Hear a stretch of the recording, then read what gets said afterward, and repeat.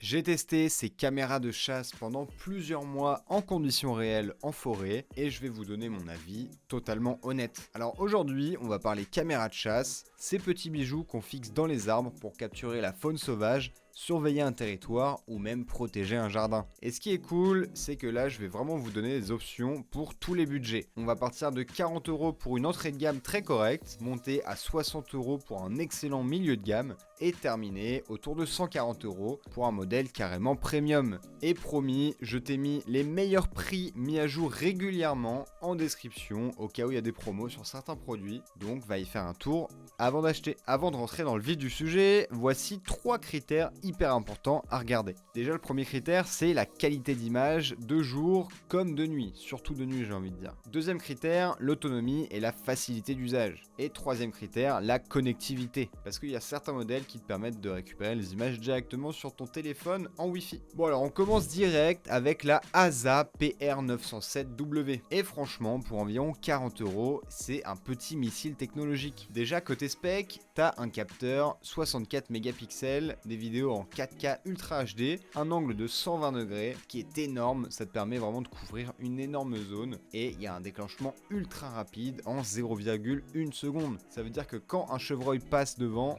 tu le rates pas. Ce qui m'a vraiment bluffé, c'est la vision nocturne. Elle utilise des LED infrarouges no glow à 940 nanomètres, donc c'est totalement invisible. Les animaux, comme les humains, ils voient aucune lumière rouge, donc ils se méfient pas. Et la portée monte jusqu'à 30 mètres, donc franchement pour de la surveillance discrète, c'est le top. Mais le vrai game changer sur cette entrée de gamme, c'est la connectivité. T'as du Wi-Fi 6, du Bluetooth 5.2, c'est un niveau qu'on retrouve d'habitude sur des produits tech premium, genre les derniers smartphones de chez Xiaomi ou Samsung. Résultat, tu connectes ton téléphone, tu te mets dans l'appli et bam, tu récupères tes vidéos sans bouger de chez toi. C'est pratique si ta caméra est installée à 500 mètres dans les bois. Elle est certifiée IP66, donc elle est résistante à l'eau et à la poussière. Tu peux la laisser dehors sous la pluie, il n'y a aucun souci. Elle est livrée avec une carte SD de 32Go incluse, ce qui est un vrai plus pour l'installer et commencer à filmer. Dans les points forts, je donnerais un rapport qualité-prix imbattable. Sérieux, pour 40 balles, t'as du 4K et du 64 millions de mégapixels et une connectivité qui déchire. Dans les tests spécialisés, elle a obtenu 9,5 sur 10 en performance photo-vidéo et 10 sur 10 en détection. C'est vraiment du solide. Par contre, faut être conscient de quelques trucs. L'autonomie, elle peut être un peu juste si tu utilises le Wi-Fi intensivement ou si tu enregistres beaucoup de vidéos. Et pareil, la carte SD de 32Go, elle peut vite se remplir, surtout si tu filmes tout le temps.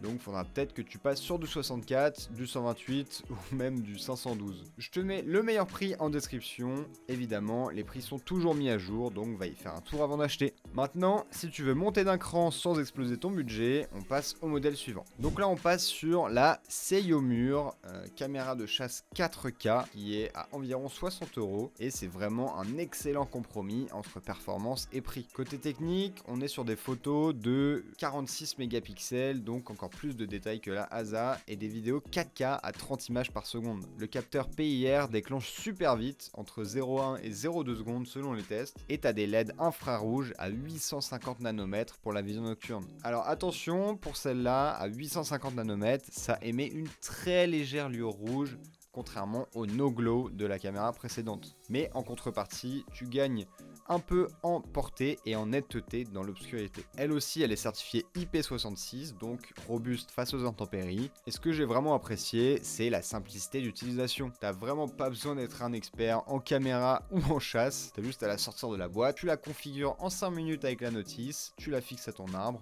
et c'est tout bon. C'est parfait pour quelqu'un qui débute ou qui a pas envie de se prendre la tête. Dans un test spécialisé, elle a même obtenu un score de 9 sur 10 sur plusieurs aspects. Comparé à la caméra précédente, à la ASA, celle-ci monte un peu plus en résolution photo, mais la Seiyomur a un léger avantage sur le rendu vidéo 4K à 30 fps qui est très fluide. Par contre, celle-là, il n'y a pas le Wi-Fi ni le Bluetooth, donc pas de connectivité moderne. Le rapport qualité-prix reste vraiment au top, robustesse, simplicité et des performances photo-vidéo vraiment excellentes pour ce prix. C'est le genre de caméra que tu installes et qui fait le job sans te poser de questions. Bon, par contre, dans les points à considérer, il y a certains utilisateurs qui ont signaler une consommation élevée de piles. Alors ça, c'est vraiment un classique des caméras de chasse, surtout quand elles enregistrent beaucoup. Donc prévois bien des piles de qualité, voire un pack solaire si tu veux tenir longtemps. Comme toujours, je te mettrai les meilleurs prix mis à jour en description au cas où il y a une promo.